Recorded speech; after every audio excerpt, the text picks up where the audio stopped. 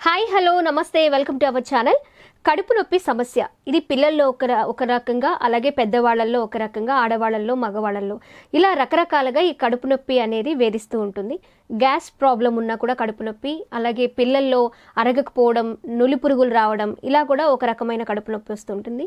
అదే ఆడవాళ్ళలో అయితే ఇంకొక రకంగా కడుపు నొప్పి, ఇలా రకరకాలుగా కడుపు నొప్పి అనేది మనుషుల్లో మనల్ని వేధిస్తూ ఉంటుంది. మరి ఈ కడుపు నొప్పి ఎందుకు వస్తుంది, దాన్ని ఎలా నివారించుకోవచ్చు అంటే న్యాచురల్గా ఇంట్లో దొరికే కొన్ని ఇంగ్రీడియంట్స్ వల్ల మనం ఈ కడుపు నొప్పి బారి నుంచి ఎలా తగ్గించుకోవచ్చు, ఎలా బయటపడవచ్చు అనే విషయాన్ని ఈ రోజు మనతో మాట్లాడడానికి స్టూడియోలో రెడీగా ఉన్నారు సుశ్రుత ఆయుర్వేద హాస్పిటల్ జీవి పూర్ణచంద్ గారు. డాక్టర్ గారితో మాట్లాడేద్దాం. నమస్తే డాక్టర్ గారు. నమస్కారం అమ్మా. సార్, కడుపు నొప్పి గురించి ఇప్పుడు మనం మాట్లాడుకున్నాము. దానికి చాలా టైప్స్ ఉన్నాయి. అంటే పిల్లల్లో, పెద్దవాళ్ళు, మగవాళ్ళు, ఆడవాళ్ళు ఇలా రకరకాలుగా కడుపు నొప్పి అనేది వేధిస్తూ ఉంటుంది. ప్రాబ్లం ఏదైనా వచ్చే ప్లేస్ మాత్రం ఒకటే సార్.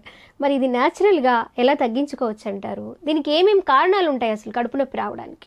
కడుపులో నొప్పి వచ్చింది అంటే సార్, ఇప్పుడు మనకి ఎవరినన్నా మనం కేకలేసామనుకోండి, ఆయన మనసు నొచ్చుకుంటుంది, మనసు నొప్పి పడుతుంది, అంతే కదా.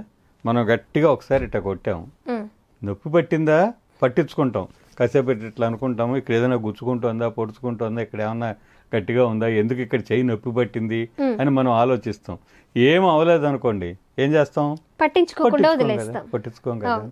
అంటే నొప్పి పుడితేనే పట్టించుకుంటాం, నొప్పి రాకపోతే పట్టించుకోం, అంతే కదా. సో మనం చేస్తున్నటువంటి పనులు ఏవో, ఎంత జానెడు పొట్ట, ఈ జానెడు పొట్టకి సంబంధించి మనం చేస్తున్న పనులేవో ఆ జానెడు పొట్టని ఇబ్బంది పెడుతున్నప్పుడు ఈ జానెడు పొట్ట కూడా పెట్టే ఆక్రోశం నొప్పి. ఆ నొప్పే మనకి పుట్టలేదనుకోండి, మనం ఏమీ మారం, అంతే కదా. నొప్పి పుడుతోంది అనుకోండి, అమ్మో తింటే నాకు నొప్పి వస్తుంది అనేటువంటి ఒక హెచ్చరిక ఉంటుంది మనకి. ఆ హెచ్చరిక ఉంటే జాగ్రత్తగా ఉంటాం. అందుకని శరీరం చేసేటువంటి హెచ్చరిక నొప్పి. ఇక్కడ మనం అర్థం చేసుకోవాల్సింది ఆ నొప్పిని మనం ఇలా అర్థం చేసుకోవాలి. నొప్పి వస్తోంది అంటే శరీరం మనల్ని తీవ్రంగా హెచ్చరిస్తోంది, జాగ్రత్త అని చెప్పినని మనం అర్థం చేసుకోవాలి. సో ఇప్పుడు మళ్ళీ నొప్పి కారణాలు, ఏదో ఒక కారణంతో నొప్పి వస్తుంది. బోల్డని కారణాలు మనం నొప్పి రావడానికి. ఇన్ఫెక్షన్స్ కారణం కావచ్చు, గ్యాస్ కారణం కావచ్చు, ఎసిడిటీ కారణం కావచ్చు, అజీర్తి కారణం కావచ్చు, విరేచనం అవ్వకపోవడం కారణం కావచ్చు, విరేచనాలు అవ్వటం కారణం కావచ్చు కదా. ఇది 24 గంటల కడుపులో నొప్పి అంటాం, అపెండిసైటిస్ లాంటి లక్షణాలు కావచ్చు, లేకపోతే యూరినరీ ట్రాక్ట్ ఇన్ఫెక్షన్స్ కారణం కావచ్చు, మూత్రపిండాల్లో రాళ్ళు ఉండడం కారణం కావచ్చు, స్త్రీలకైతే స్త్రీల సమస్యల వల్ల కూడా రావచ్చు. ఇలాగా మనకి అల్సర్స్ మెయిన్. అంటే ఇప్పుడు నొప్పి జీవితంలో ఇవాళ ఒక్కసారే నొప్పి వచ్చింది అన్నప్పుడు మనం పరిశీలించే కారణాలు వేరు, తరచూ వస్తుంది అన్నప్పుడు మనం పరిశీలించే కారణాలు వేరు. ఆ రావడానికి కూడా తిన్నప్పుడు వస్తుంది, లేకపోతే తిన్న తర్వాత నొప్పి వస్తుందనో, నొప్పి వచ్చిన తర్వాత తింటే తగ్గుతోందనో పేషెంట్ చెప్పేటువంటి విషయాలు ఉంటాయి. వీటిని బట్టి కూడా మనం అసలు నొప్పి ఎందుకు వస్తుంది అనేటువంటి అంశాలను మనం పరిగణనలోకి తీసుకోవాలి. అంటే ఇన్ని కారణాలు కనిపిస్తూ ఉంటాయి. కాబట్టి నొప్పి అనగానే నొప్పి బిళ్ళ వేసుకోవడం అనేది ఒక ఉపశమనం మాత్రమే కానీ ఆ కారణానికి చేసేటువంటి చికిత్స కాదు. ఇప్పుడు ప్రతి కారణం గురించి ఇప్పుడు మనం వివరించక్కర్లా, జాగ్రత్తల గురించే మనం ఎక్కువ ఆలోచిస్తే మంచిది. సో కడుపులో నొప్పి తరచూ వస్తున్నది అంటే మొట్టమొదట మన డైజెస్టివ్ సిస్టమ్ చాలా బలహీనంగా ఉంది, వీక్ డైజెస్టివ్ సిస్టమ్. మన డైజెస్టివ్ సిస్టమ్ బలహీనంగా ఉంది. ఈ బలహీనంగా ఉన్నప్పుడు ఏం చేయాలి? స్ట్రెంథెన్ చేయాలి అంటే కడుపులో ఉన్న జాఠరాగ్నిని పెంచాలి. మనం జాఠరాగ్ని అంటే కేవలం సిమ్ము మీద గుండెగడ అన్నం వండలేం కదా. స్టవ్లో మంటని చాలా చిన్న మంట మీద పెట్టి పెద్ద గిన్నెని పెట్టి వంట చేయాలంటే కుదరదు కదా. దానికి పెద్ద బర్నర్ కావాలి, పెద్ద వంట జరగాలి. కాబట్టి కష్టంగా అరిగేటువంటి పదార్థాలు, మనకు జీర్ణశక్తి చాలా మందంగా ఉంది కాబట్టి, జాఠరాగ్ని చాలా స్వల్పంగా ఉంది కాబట్టి కష్టంగా అరిగే పదార్థాలు తినకుండా ఉంటే దీన్ని మనకున్న కడుపులో ఉన్న జాఠరాగ్ని దాన్ని అరిగించుకోగలుగుతుంది. అప్పుడు కడుపులో నొప్పి రాదు. సో కడుపులో నొప్పి ఏ కారణం వలన రానివ్వండి, కారణాలు డాక్టర్లు గారు కనుక్కుంటారు.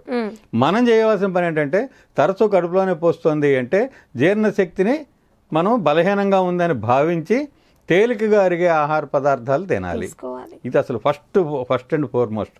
అంటే కష్టంగా అరిగేవి ఏం తింటాం మేము, మామూలుగానండి మేము శాకాహారమేనండి అంటారు, అన్నారు అనుకుందాం మనం. శాకాహారుల భోజనంలో శాకాలు ఎక్కడ ఉంటున్నాయి? గరిటెడు సొరకాయ పులుసు కూర వేసుకుంటే 2 సొరకాయ ముక్కలు ఉంటాయి, మిగతా అంతా పులుసు ఉంటుంది. 2 సొరకాయ ముక్కలు తింటూ నేను శాకాహారిని అంటే ఎట్ట కుదురుతుంది? గరిటెడు సొరకాయ కూర తిన్న రోజున శాకాహారి అవుతాం. అర్థమైందా? అంటే ఇక్కడ నేను చెప్పొచ్చేటువంటి విషయం ఏంటంటే, మనం తేలికగా అరిగేవి కాకుండా కష్టంగా అరిగేవి, కూరగాయలన్నీ చాలా తేలికగా అరిగేవి.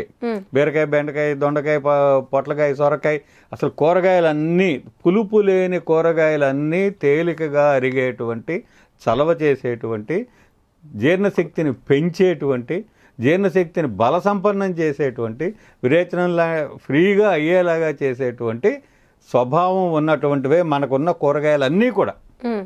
ఇది అది అని తేడా ఏమీ లేదు. పులుపున్న కూరగాయలు పక్కన పెడదాం, పులుపు లేని కూరగాయలు.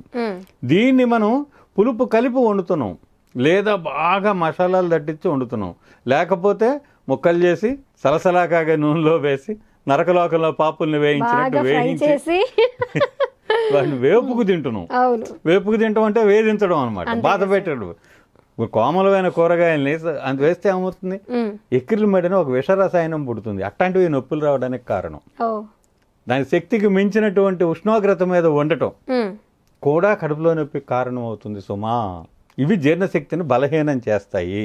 అందుకని చక్కగా మంచి ఇగురు కూరలు, అనవసరంగా చింతపండు రసం పోయకుండా, అనవసరంగా మసాలాలు గుప్పించకుండా, తేలికగా అరిగేటట్టుగా గనక మనం కూరగాయలు వండుకుంటే కడుపులో నొప్పి నివారణ శాశ్వతంగా ఉంటుంది. తర్వాత ఏంటంటే ఇది ఇన్ఫెక్షియస్ ఫుడ్స్ అంటే బాగా కొంతమంది చెరువులో నీళ్లు, కాలువలో నీళ్లు తాగుతూ ఉంటారు, అబ్బాయి తెచ్చుకుని అట్లాగే తాగుతూ ఉంటారు. ఏ శ్రద్ధ, వాటికి సంబంధించినటువంటి ఏ జాగ్రత్త తీసుకోరు. ఒక్కొక్కసారి కలుషితమైనటువంటి నీళ్లే మనకి మున్సిపాలిటీలు సప్లై చేసేటువంటి వాటర్స్ కూడా కలుషితమైన నీళ్ళు అవి వస్తూ ఉంటాయి. కొంచెం మనం అట్లాంటివి జాగ్రత్తగా వాడుకోవడం. మినరల్ వాటర్ మాత్రమే శరణ్యము, మినరల్ వాటరే అన్నిటికీ సమాధానము అన్నది కూడా మనం అసలు అది ప్రచారం చేయాల్సిన విషయం కూడా కాదు.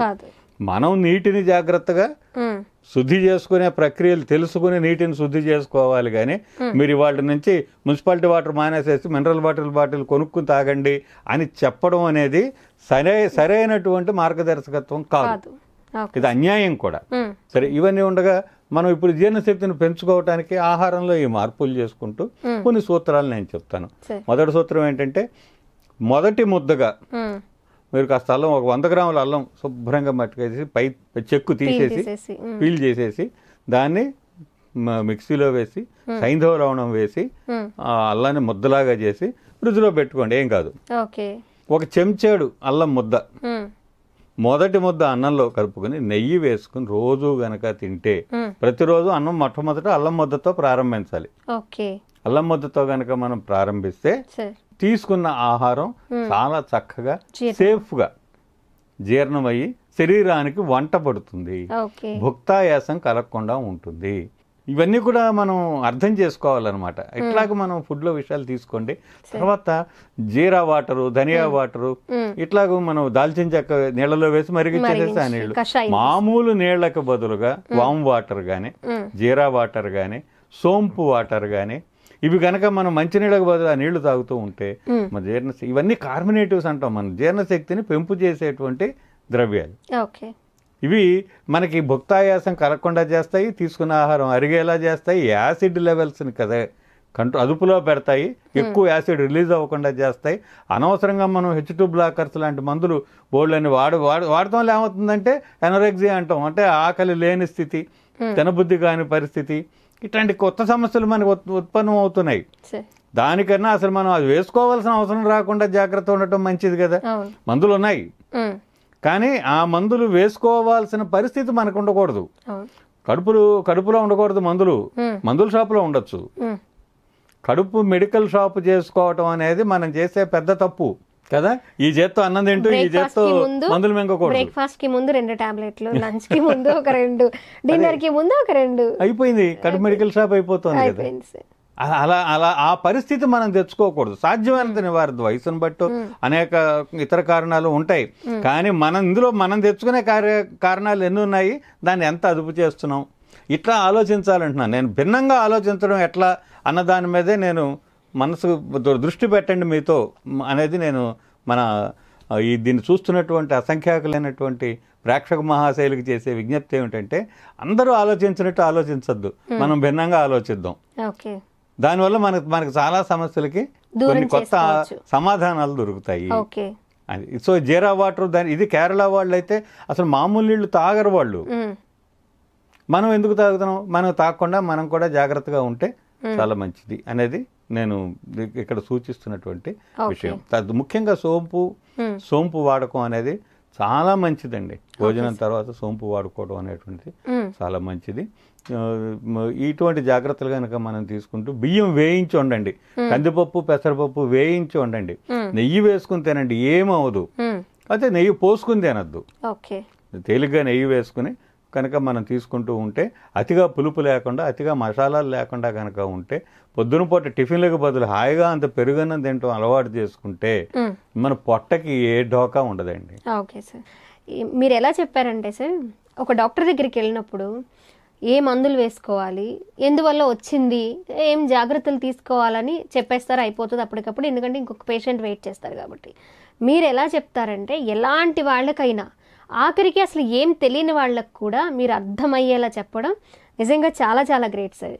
ఇది తెలుసుకొని విని ఈ సమస్యతో ఉన్న వాళ్ళందరూ ఖచ్చితంగా పాటించి తీరుతారు అంతే, వేరే ఇంకా డౌట్ పడాల్సిన అవసరం ఏం లేదు. అంత వివరంగా అంత చక్కగా మీరు అర్థమయ్యేలా చెప్పారు. Thank you sir, thank you so much.